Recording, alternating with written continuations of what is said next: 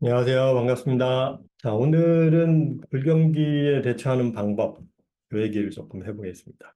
요즘 또 뭐 경기 안 좋다는 얘기 계속 나오고 있습니다. 그죠? 오늘 칼럼이 작년 이맘때 쓴 칼럼인데, 그때도 경기 얘기가 있었고, 이때가 코로나 끝났을 때예요. 그리고 그전에 뭐 코로나 때문에 경기 안 좋다고 그러고, 그래서 경기는 뭐 항상 좋은 적이 없습니다. 경기 안 좋다는 얘기 하지 말자. 경기가 안 좋은 게 아니라 내 사업이 안 되는 거다. 이렇게 생각하자고 이제 말씀을 드렸죠. 그거는 이제 우리가 가져야 될 태도고 경기라는 게 결국은 이제 흐름입니다. 그 경기의 흐름이 어떻게 흘러가는지는 우리가 좀 볼 필요가 있는데 이 경기의 흐름이라는 건 결국 마케팅이라는 관점에서 보면 생산 시스템 쪽으로 가면 예를 들어서 원료의 가격이 인상을 했다라든지 원료 수급이 안 된다라든지 뭐 이런 여러 가지 이슈들이 있죠. 지금도 물가가 올라가는 여러 가지 이유가 있겠지만 원료 가격이 올라가니까 이제 전부 영향을 받는 거죠. 그래서 제가 최근에 농가 고객이 계셔서 그분한테 여쭤봤어요. 요새 왜 이렇게 그러냐 그랬더니 요즘 이 농사가 잘 안 된대요. 그러니까 이상기후 때문에 농사의 수확률이 떨어진다라는 거예요. 그게 가장 큰 이유인 것 같다. 뭐 이렇게 얘기를 하더라고요. 이 산지 쪽에서는 이제 그런 얘기들이 나옵니다.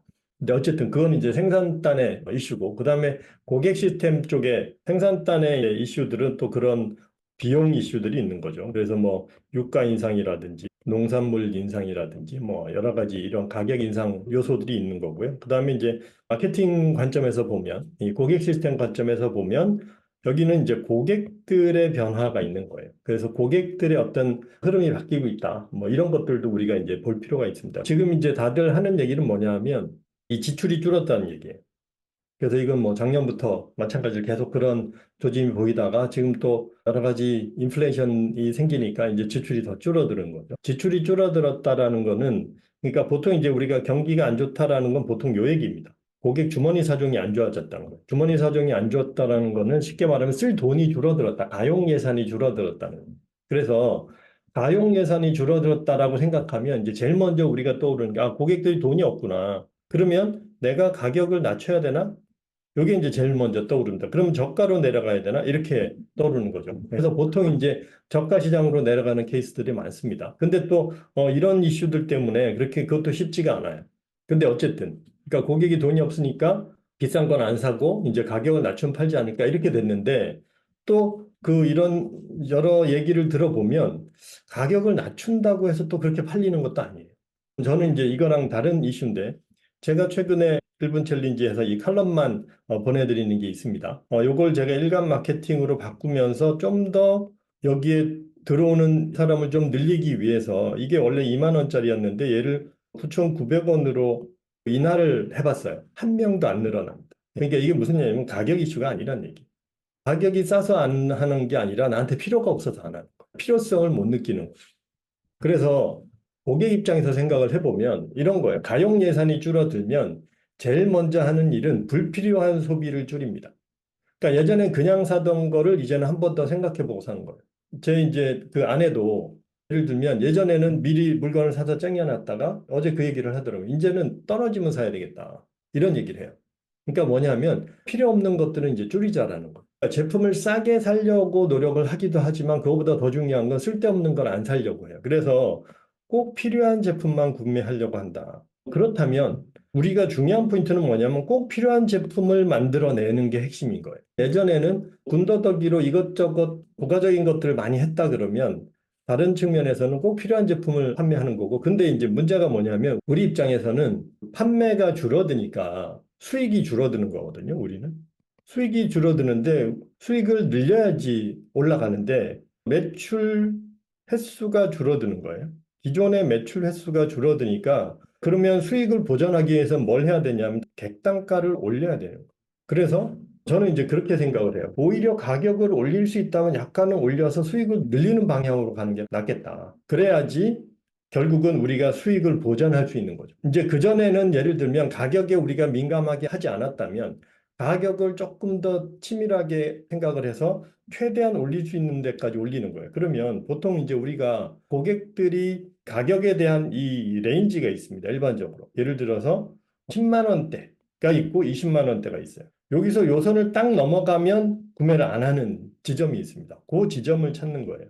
그런 식으로 대응을 하는 게 그것도 이제 방법 중에 하나다라는 거죠. 그래서 저 같은 경우는 예를 들어서 지금 이거는 그런 측면에서 한 게 아니라 다른 측면에서 욕을 해봤지만 이게 가격 이렇게 하는 게 큰 의미가 없구나. 그래서 이거는 5월 달쯤에는 또 다시 원복해야 되겠다. 이렇게 지금 제가 생각을 하고 있고. 그다음에 또 하나는 객단가를 꼭 사야 되는 사람들 입장에서는 얘를 높여서 진짜 꼭 필요한 사람만 사게 하자. 예를 들면 최근에 제가 1대1 상담 같은 경우를 15만 원에서 18만 원을 올렸어요. 근데 이게 이 레인지가 크게 다르지 않다는 거죠. 얘가 20만 원 가면 조금 저항이 있을 수 있으나 15나 18이나 비슷비슷하거든요, 금액이.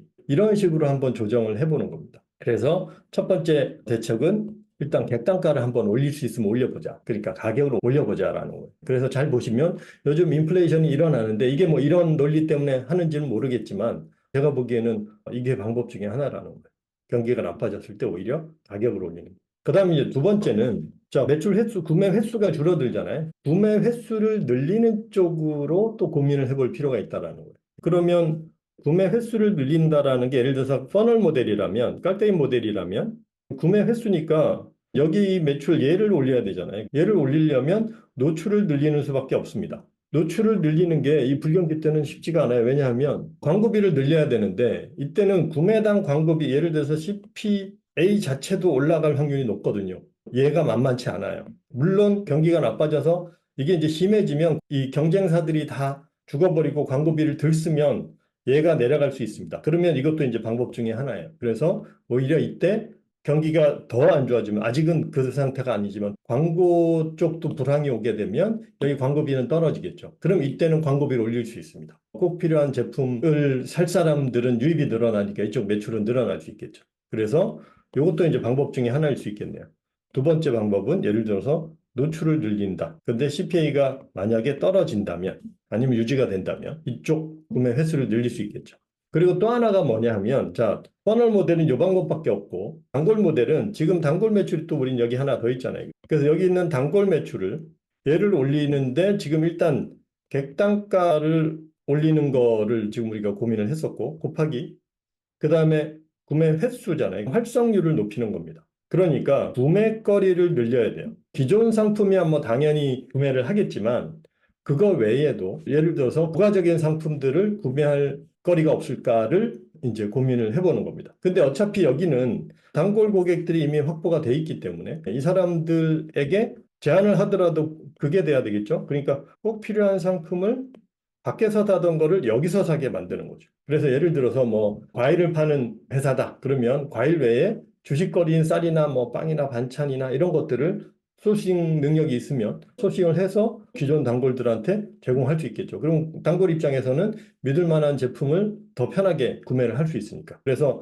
이 안에서 구매거리를 늘리는 게 또 중요한 포인트입니다. 이 방법의 장점은 뭐냐 하면 일단은 그 구매거리를 늘리면서 단골 풀이 활성화가 되겠죠. 그동안은 우리가 사실 이 단골 풀을 활성화하는 게 쉽지가 않은데 콘텐츠나 방문거리 가지고 하는 것도 있지만 여기서 구매거리를 던져주는 것도 활성화의 일환이거든요. 그래서 활성화에 도움이 되고 두 번째는 여기서 새로운 아이템들을 계속 우리가 찾게 됩니다. 새로운 아이템들을 찾게 되면서 여기서 새로운 사업 기회들이 발견이 돼요. 그래서 저 같은 경우도 사실은 작년 이맘때 기존에 있던 동영상 강의들을 전부 끄집어냈어요. 그래가지고 제가 이제 지금 한 15개 정도의 그 특강이 있는데 이런저런 강의들을 다 따지면 그래서 그걸 하나씩 오픈을 쭉 했었습니다. 멤버십 특강으로 쭉 했었고 그래서 어떤 특강은 뭐 신청자가 많고 어떤 특강은 신청자가 없고 뭐 이랬겠죠. 그래서 쭉 하면서 그럼 어떤 특강을 고객들이 원하는지를 알게 되고 그 다음에 특강했는데 녹화본 참여하는 사람들이 막 신청하는 사람들이 생겼어요. 그래서 녹화본을 공급을 하다 보니까 그냥 동영상만 제공해도 되겠네라고 생각을 해서 동영상만 상품으로 전부 라인업을 해가지고 쭉 제공을 했습니다. 그러다 보니까 그럼 이 동영상을 모아서 마케팅 학교를 만들어도 되겠다라고 해서 마케팅 학교, 창업 학교를 온라인 코스로 만들 수 있는 사실 모멘텀이 이때 생긴 거예요. 이게 이제 어려움이 생기면 뭔가 새로운 시도를 우리가 하게 돼 있고 그 새로운 시도를 통해서 새로운 방향성을 찾게 되는 거예요. 그리고 그거 자체가 어떻게 보면 또 다른 도약의 계기가 될 수 있고 사실 우리가 이제 경기가 나빠졌다, 힘들다라고 할 때 그냥 거기에 머물러 있는 게 아니라 그게 사실은 우리가 뭔가 변화하거나 도약할 수 있는 기회다라는 거. 제가 뭐 늘 얘기를 하지만 고통이 진화의 동인이라고 그랬잖아요. 그러니까 이런 어려움이 사실은 우리가 성장하거나 발전하는 데 굉장히 중요한 동인이다. 그래서 거기에 너무 우리가 좌절하거나 꺾이지 말고 그냥 무조건 앞으로 가다 보면 또 다시 좋아지는 때가 오거든요. 그때 내가 이제 찾은 기회를 가지고 또 우리가 도약을 할 수 있다. 이렇게 생각을 하시면 좋을 것 같습니다. 그래서 요 불경기에 관련된 거는 그런 관점에서 우리가 바라보면 아 이거는 이제 파도가 오는 거고 파도가 오는 거면 우리가 잘 타면 이게 서핑하는 입장에서는 큰 파도가 굉장히 좋은 거거든요. 그렇게 보시면 좋을 것 같습니다. 자, 그래서 오늘은 요 정도 하고요. 마치겠습니다. 관련돼서 또 질문이나 의견 있으시면 응답란이나 댓글창에 올려주시면 또 답변 드리겠습니다. 고맙습니다. 내일 뵙겠습니다.